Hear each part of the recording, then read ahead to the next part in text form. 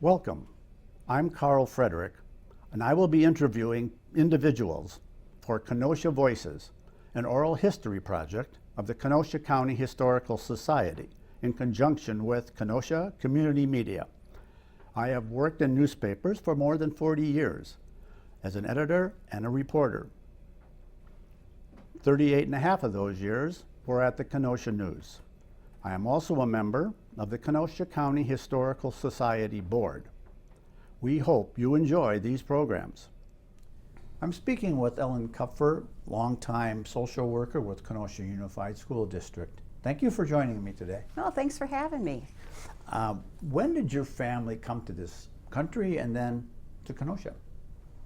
My family originally came from the Bavaria region of Germany in the mid-1880s. They originally settled and had a farm up near Hartford, and then probably about 4 greats back, John B. Kupfer came to Kenosha in the latter part of the 1850s.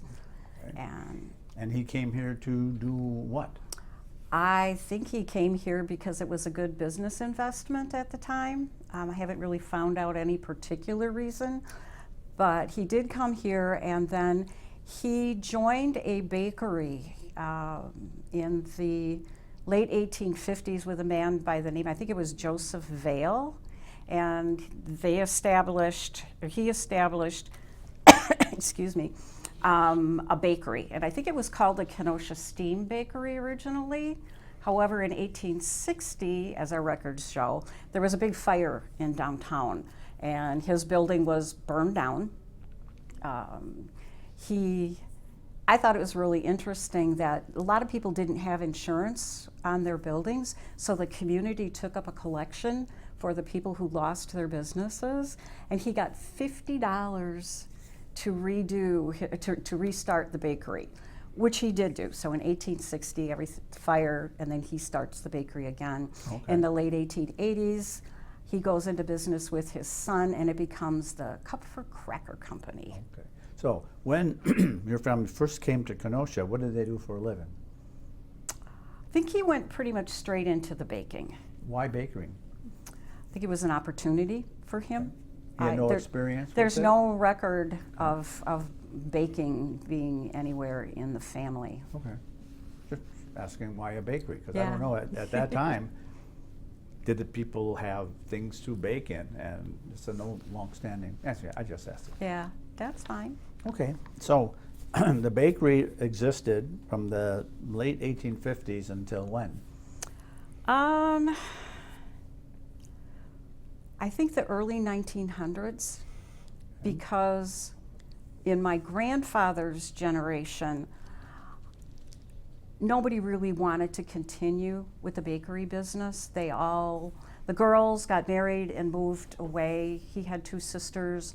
The boys decided it just wasn't for them, and so they gave up the bakery and the recipe for the famous Kupfer cracker. Okay, what was or is the Kupfer cracker? Okay.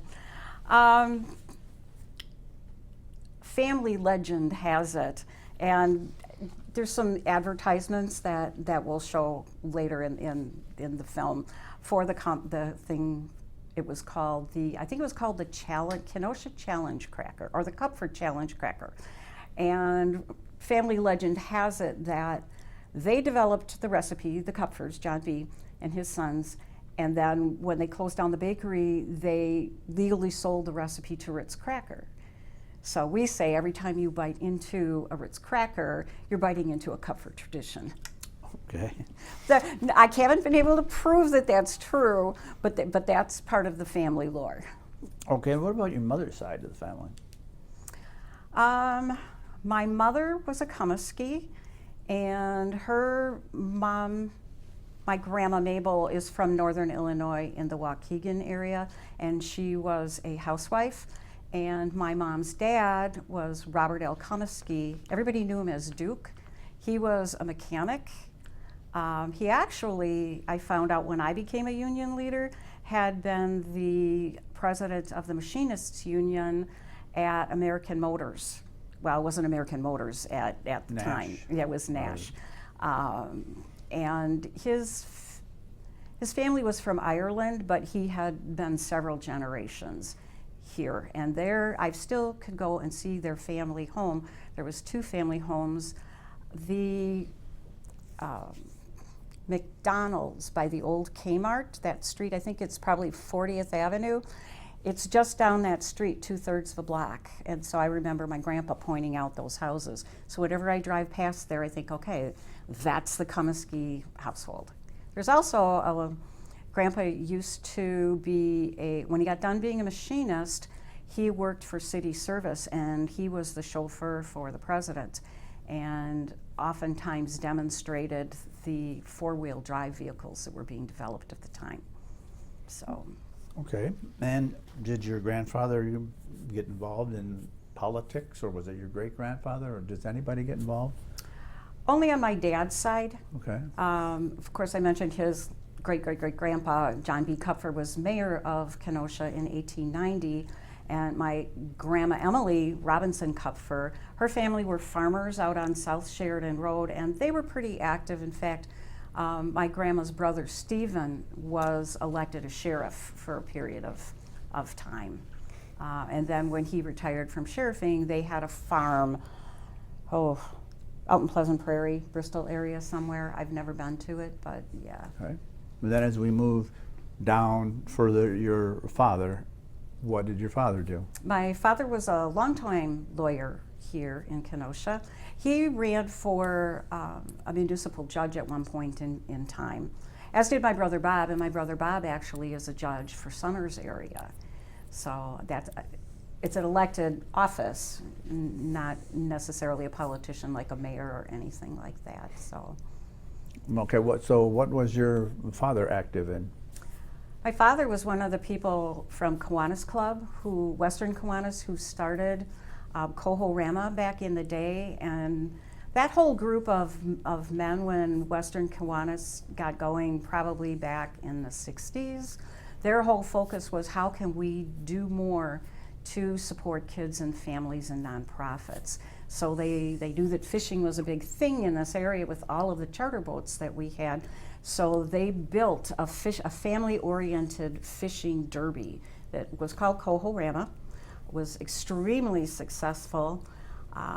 Eventually things changed and they stopped doing that, and a number of the people, it morphed into Taste of Wisconsin. A lot of those same people who did Coho-Rama got involved with Taste of Wisconsin. Okay, and your father, you mentioned your father was involved in the Western Kiwanis, which was looking for ways to help families and children. Mm-hmm. Did they do anything as far as education?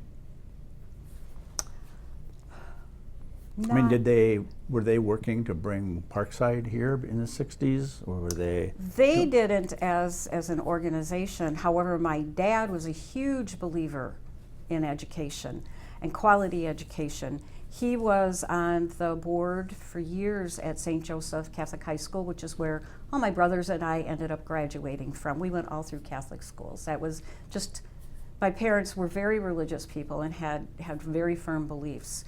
So he worked very hard to support and make St. Joseph happen. And then he also was part of the committee that was instrumental in getting Carthage College to come to Kenosha. Okay. That was something he was always very proud of, was that they got the college here. Okay. And then he retired and moved on after a while. He never retired. In fact, when he collapsed and died, he was still working part-time.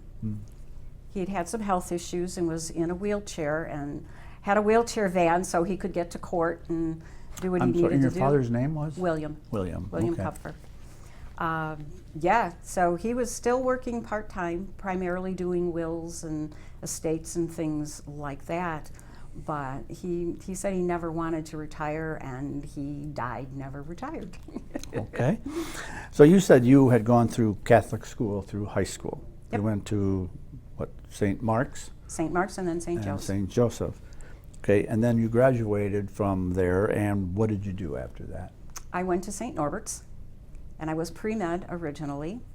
And after my first year, I wasn't liking sitting in labs all the time. I really wanted to work with people. So I think that was a carryover from both of my parents. So I went to the college counselor and said, I don't know about this neurologist thing. So at the time they had us take an interest and aptitude test, and it came back with 3 different suggestions for careers that you could target your college time towards. And the top one was social work. And I thought, after I investigated what social work was, I said, yeah, that's a good fit for my personality. So I decided to do that. And then in the middle of my sophomore year, having said that, I decided to come back to Kenosha, to Carthage College. They were developing a social work program. They already had a sociology program, but they were starting a brand new social work. You'd have a bachelor's in social work. So that's what I did. I came back to Kenosha and I finished with my degree, went on to become a social worker for Lincoln Lutheran. I helped open the Becker Geriatric Center, which was the first in the southeastern area that was exclusively for elderly people with dementia and other memory issues. So we did a pioneer programming there. And how long did you do that? I did that for about 3 years. Okay. And then I went back to, well, an opportunity opened up at Brookside Care Center. So it'd be a little closer for me. And that opportunity, I was working as a regular nursing home social worker with elderly people, but I also was tasked with developing a program at the old Willowbrook, which was the old sanitarium. At that point in time, the state was closing many institutions that dealt with individuals with mental illness. Some were the World War II vets who had shell shock, now we would call it PTSD. And also individuals who were developmentally disabled who had been put in institutions, had been there forever, and then the state started closing them and sending them back to local communities. So my job, probably 2/3 of it, was to develop a program to meet the needs of those populations. So what were some of the things that you did with that older population, both at Lincoln Lutheran and then at Willowbrook? What was it like being a social worker in that atmosphere? I really liked it. I did some groups. Some of it were activities. Some things were outside on the grounds. I got a program where we developed a rose garden. I worked in conjunction with our activity staff, and families contributed money, and then we dug up an area along the sidewalk, kind of in a courtyard behind where all the buildings were. And so people in wheelchairs could go and smell flowers. We had areas and benches where families and individuals could go sit. I did what was called reality orientation, which was current events discussions with people. The activities department did a lot of the crafty kinds of things. And what about working one-on-one? What, dealing with that, how was that in that situation? With the people in regular Brookside, that mainly was just conversations about families and kids, and if they came from another country, what they noticed when they came, what it was like, the challenges that they faced.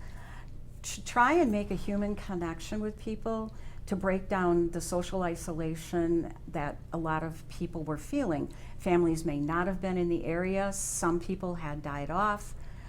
Some people were really sad because they'd lost a spouse and that had been their whole world. So it was to deal with some of the mental health needs of being an older person with the developmentally disabled and the what we probably, I don't, that whole other population that was there. The names have changed so much over time, I'm afraid to put a name to it that I'd offend somebody. But the people with mental health issues. So I apologize, I don't mean to offend anybody. A lot of those were one-on-one things. I also started a program when I was at Brookside in conjunction with several other nursing homes where 3 or 4 of us would we used some of our funds and we hired a bus and we worked with Frank Carmichael, now at Happenings Magazine, when he owned the theater out where the Job Center is now. He had a big theater, and we worked something out where we would pick people up and we would take them to movies.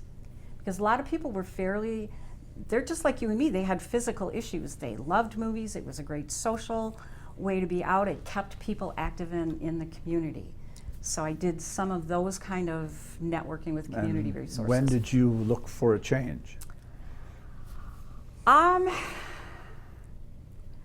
8 years later, I went to work at Developmental Disabilities as a social worker.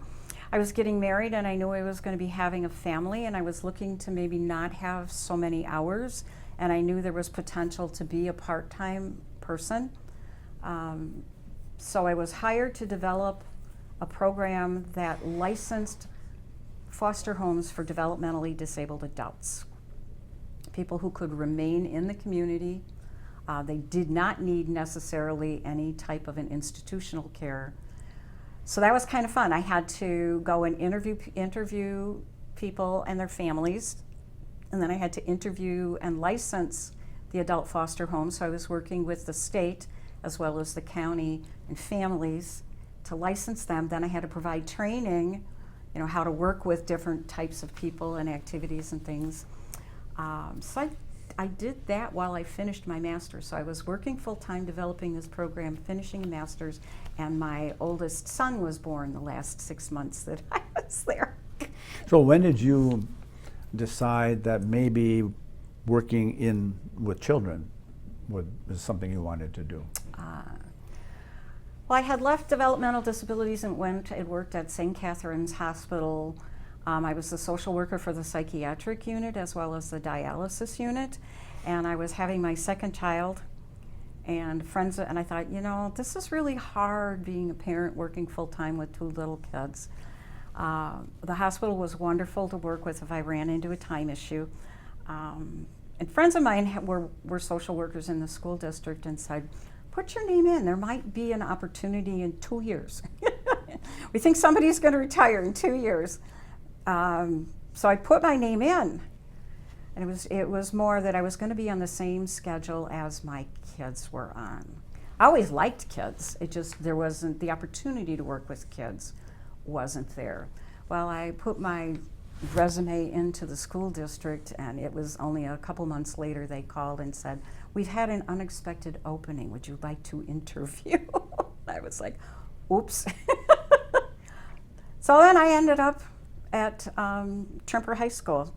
But the first year I was with the district, I was a regular school social worker, which meant I worked with kids and families, and I did IEP. I was part of the IEP evaluation team. And that is?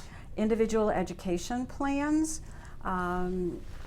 where kids have special needs that need to be dealt with so they can learn appropriately, that we can maximize What kind that. of needs would a student have that they needed an IEP? They're not learning as quickly. They're cognitive issues that prevent them. They need to learn maybe in a different way. Sometimes it would be a speech issue. Sometimes it would be a behavioral issue.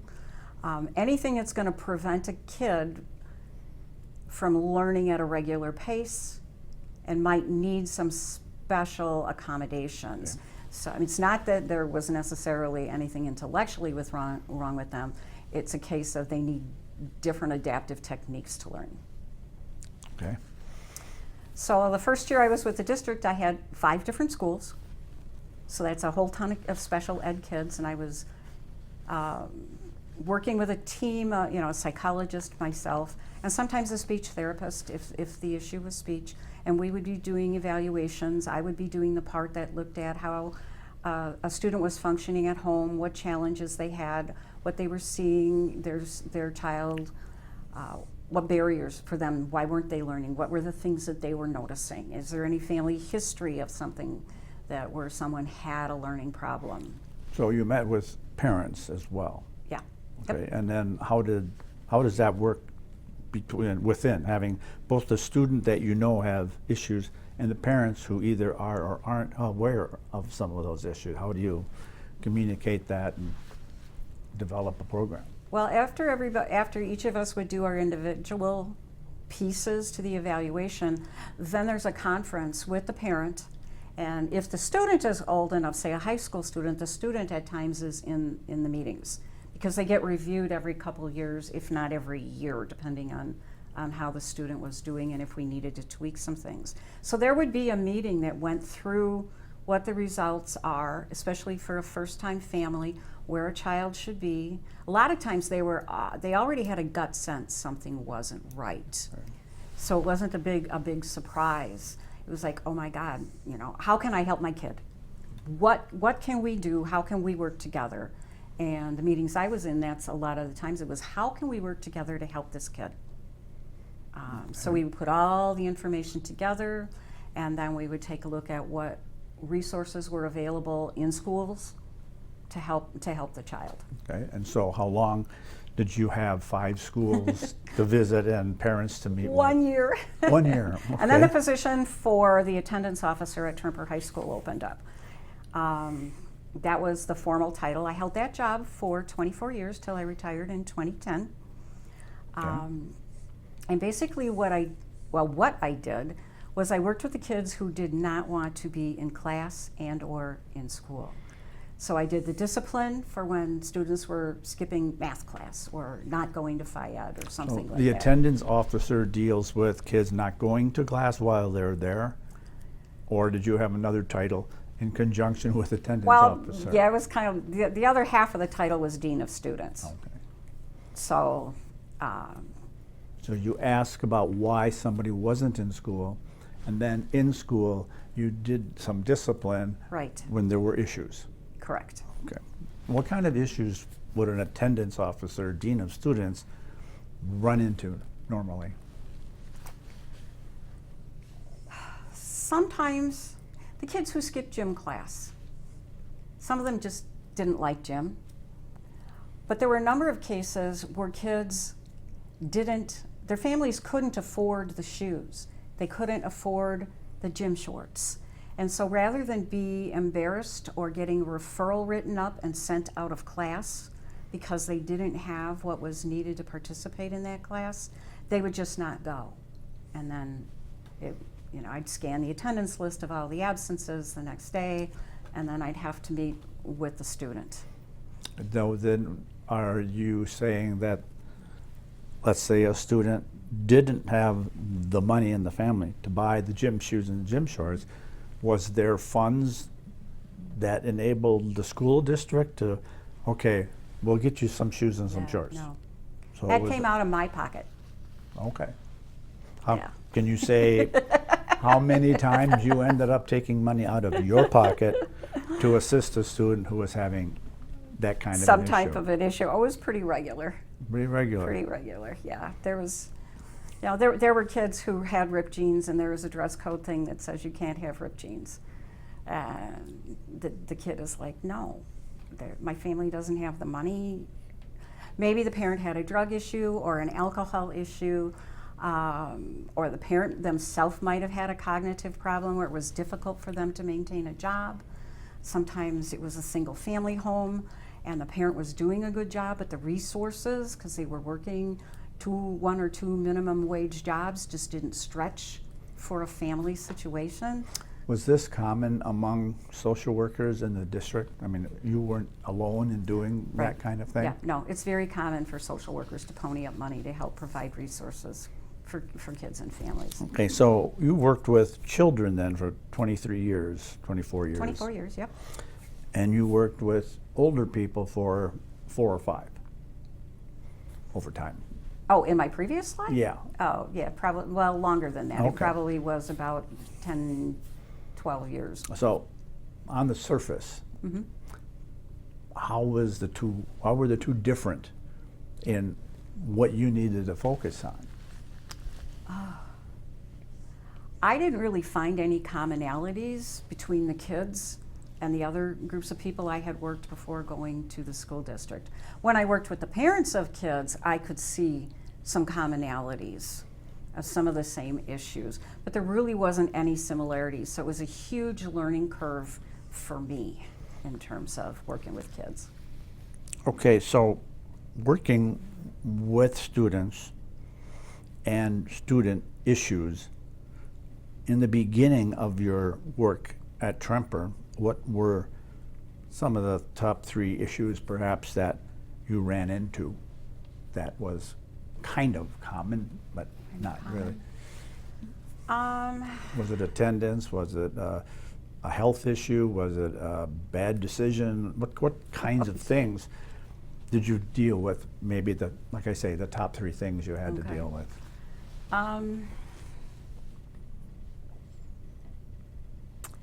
Drugs and alcohol, both on the students' part and in family use. So that was something that I would run into on a fairly regular And, basis. How did you deal with those issues? Did you deal with the parents? Did you deal with the student? And the parents were kind of on the outside of that because you dealt with the students as opposed to the parents. I would always get the parent involved because it's their kid. And schools are there to educate. We're not there to do other things. We're there to refer parents to the community resources who will help parents deal with issues. If it's a case of where sometimes the student with parent approval could work with an outside agency group. Like AA would have groups for kids whose parents had drug and alcohol issues, or Community Impact Program would have support groups. So a lot of what I did was get kids and families to community resources. And then they did the heavy lifting. If they had suggestions, then the parents and the outside social workers would come back and say, okay, we do a meeting with maybe with a teacher, or usually it was me and the student and the outside social workers saying, okay, how can we help support what you're doing, what you and your family are doing out of the community? What do we need to do to give you a little bit of oomph so you can be successful? Because school is only temporary. We need to help you be prepared to survive as an adult in a healthy way. So what was another issue that you seemed to run into? Poverty. Like I mentioned, not being able to have gym clothes and or even just regular jeans or non-spaghetti strap tops for the girls. Poverty also shows up in kids not having food at home, so they were always hungry. When I grocery shopped every week, I had a separate grocery list for my office. I always had juice boxes and granola bars and fresh fruit sitting on my desk. And my office was always open to any kid or family that needed to walk in. So before school, between classes, kids would just pop in and grab stuff because they were hungry. This was before free breakfasts and free lunches at school? The last part of it was, I think they had the free breakfasts the last several years that I was there. But when I started all of this, I don't remember there being the free breakfast. And sometimes I think kids were just taking it for later because they knew that when they went home, food was going to be minimal. Okay. And maybe a third thing, that peer issues, other kind of issues that children had? There's always peer pressure. I started a program called Peer Helpers, which was to support kids getting along, making good decisions, talking things out. We know kids always prefer to go to each other, and they don't always get accurate information to their questions. They don't always get good ideas on how to solve problems and arguments between different groups. Gangs was another issue. I can talk about that in a minute. So the Peer Helper program really was kids talking to other kids about how to solve problems. So I screened the peer helpers. I did training for the peer helpers. We met regularly. We publicized it throughout the school. Whenever somebody met with somebody or we did a peer mediation program, And Felicia Morrow, who's been with KPD, she was one of the best mediators as a high school kid, getting people who otherwise would have had a fist fight after school to sit down in an office with me standing outside in case things got wild and crazy. We never let a peer mediator do anything on their own. There was always adults outside. But yeah, to try and do some problem solving. Okay, was there any, you mentioned talking about gangs, and what kind of an issue was that from 1987 to when you retired? I mean, that must have had a different change. There have been gangs in Kenosha for a long, long time. They just morph in terms of who is it. I think when I started out, a lot of them came from like the Chicago gangs, your traditional gangs that had the colors and the hand signs and wear your hat a certain way. By the time I was leaving, Kenosha had grown their own gangs, which were Kenosha-based gangs. So what they did and where they were was slightly different. Was it harder to identify who was involved by that time, or you knew pretty well and aiming at anything? People kind of knew. People kind of knew who was who. And of course we had, police in the school, and the gang squad would come in periodically. They were a great resource so that we didn't have problems at school. When we knew that there potentially was a problem in the community that could spill over into a football game or a basketball game. Sometimes if you had the adults who knew the kids, who were very visible there, they knew they weren't going to be able to do something and get away anonymously. They would be identified and have to deal with the legal authorities on things. Sometimes that did help. Okay. Was there anyone who you worked with that you admired maybe during the course of your time at Tremper? From working in the school, I would say Ken Dopke. He was the principal in charge of the Office of Discipline. He and I shared an office. He was phenomenal. He had been a teacher, and he had been a coach. He loved kids, understood kids, had a really good demeanor with kids, but they knew they weren't going to get away with anything with him. And I kind of modeled the way I got to work with kids, and it was never personal. It's like, this is the rule. You chose to do X to break the rule. You lied, you cheated, you skipped school, you started a fight with your girlfriend in the hall, You can't be doing that kind of stuff. If you do, you're choosing, you know what the consequences are. You're not stupid. I'm just holding you accountable for your behavior. It is nothing personal. What is the difference between a social worker in school and the counselor? Counselors, their training, they do have some counseling and mental health training, but a lot of, at least back in the day, their training was more guidance with picking careers. Now, passing class, strategies that dealt with learning issues. And social workers were to deal more with the special education, the softer type issues. Now, as time has gone on, the two have blended and crossed over a bit. But our trainings are very different. Okay. Were there times where you had a student at Tremper didn't really either get along or just kind of didn't fit in at Tremper? Was this something that social workers dealt with? I mean, is some schools different than other schools that, I'm sorry, but you can't learn this way, and that's why we have another school? Or did you deal with that kind of thing? Yeah, sometimes there was.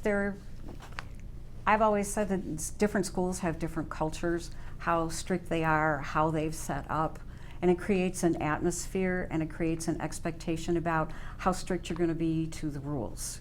Tremper was much more a traditional school, much more, these are the rules, this is what happens, yada, yada, yada.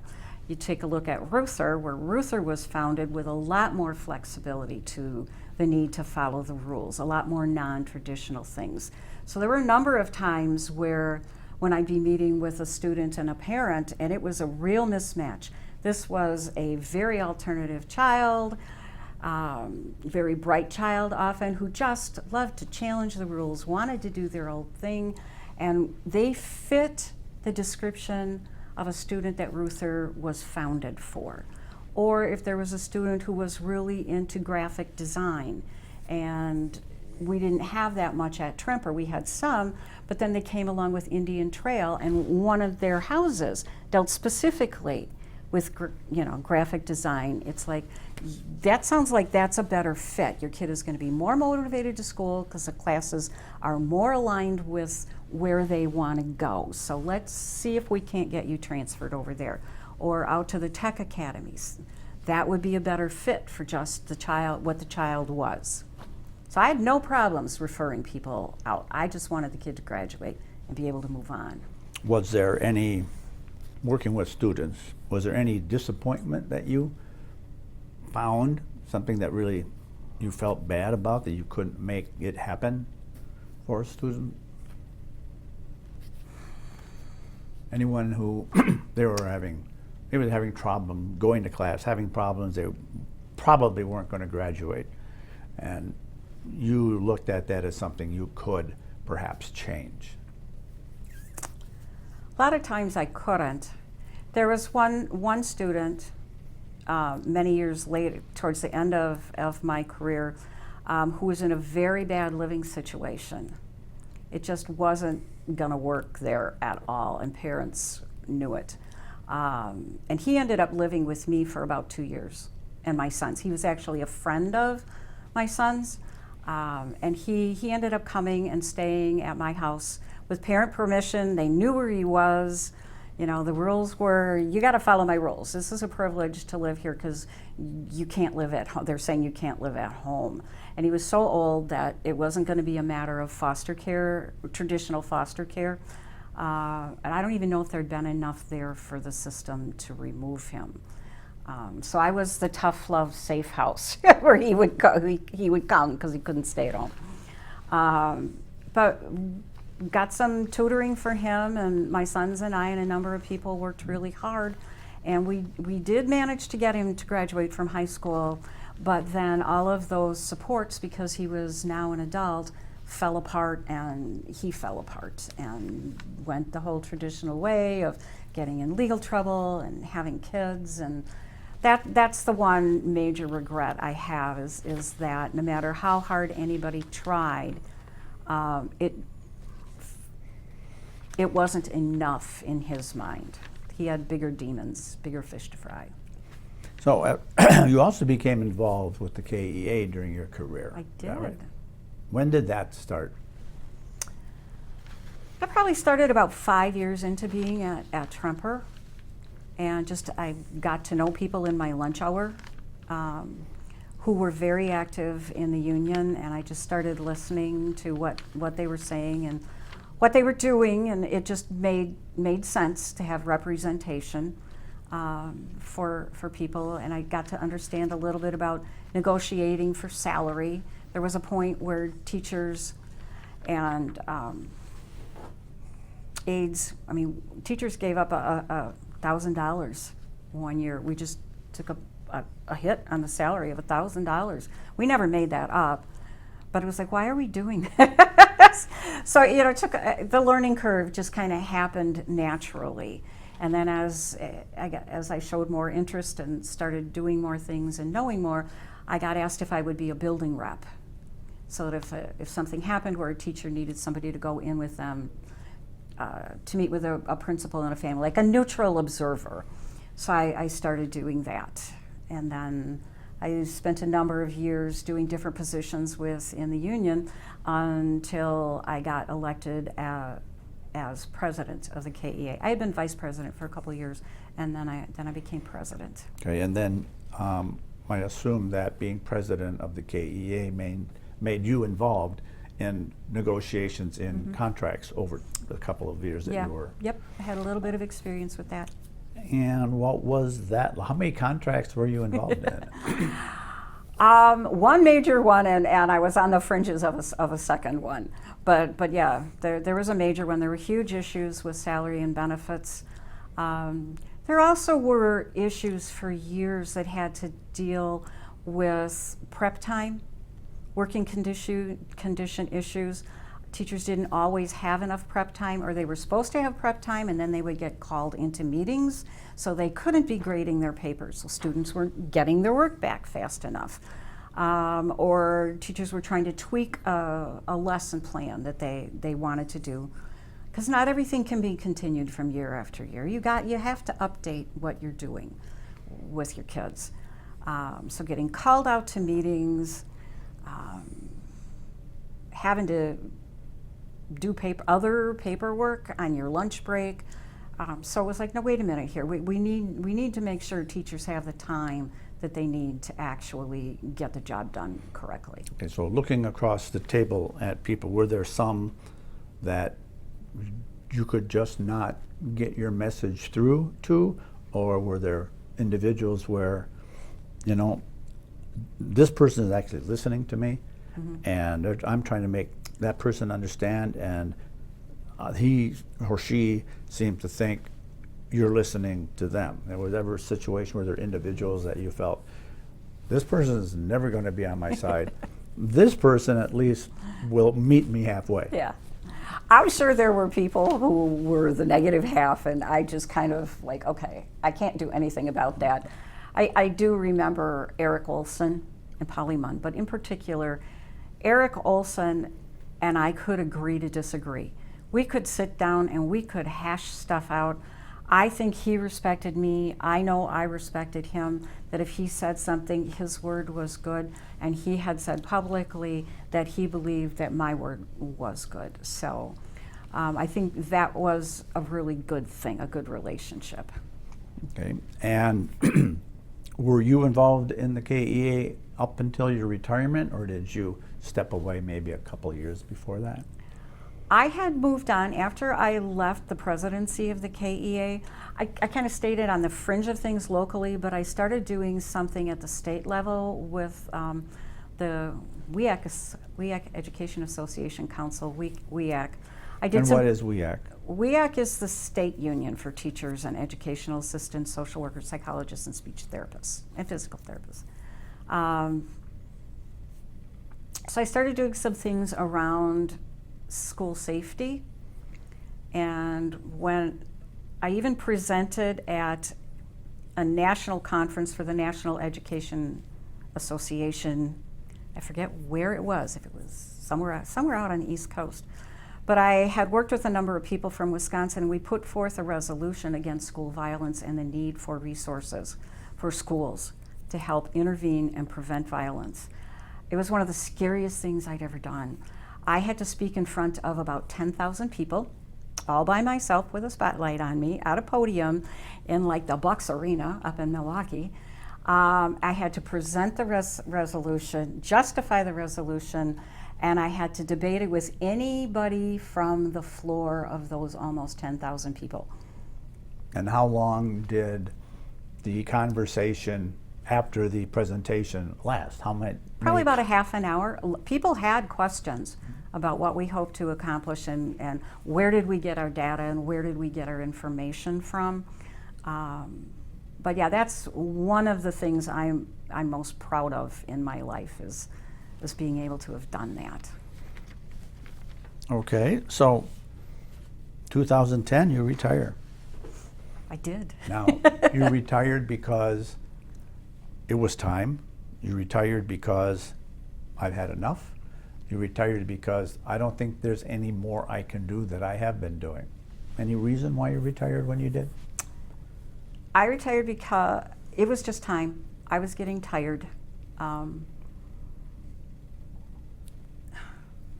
The atmosphere in the community and in the schools was getting pretty negative at the time. There was beginning to be budget cuts, and there were 2 school social workers with young families that were going to be cut. And I looked at where I was in terms of age, energy. I could afford to retire, and simply decided it's time for me to go. I had always told all the kids that I worked with, I don't know, can I swear? When I become a bleep, instead of acting like a hard-nosed person, then I'll know it's time to go. And I was getting cranky, so it was just time to go. So I retired. 2 people got to keep their jobs. And as soon as I retired, I was recruited by First United Methodist Church to be their director of religious education for children and for adults. So I did that for 7 years. I did all kinds of fun programs and Bible studies and I really had a good time with that. And then there were some changes at the church, and I just said, I need to stop. And all along I've been doing volunteer work. I was on the Kenosha Public Library Board for about 8 years. I was involved with AAUW.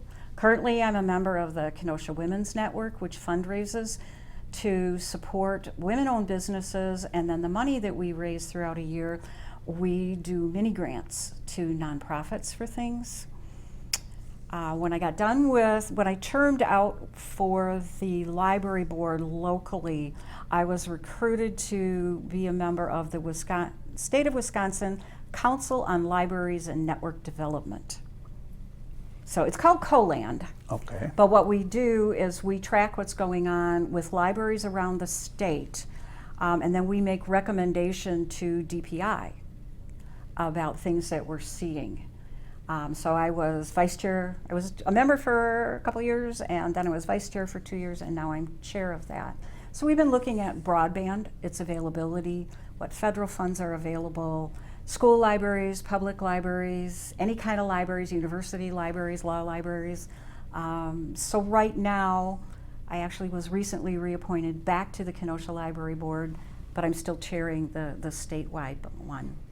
Okay, so what did Ellen Kupfer do to relax or interest while working, and then in retirement, what kinds of things have you done for yourself, so to speak?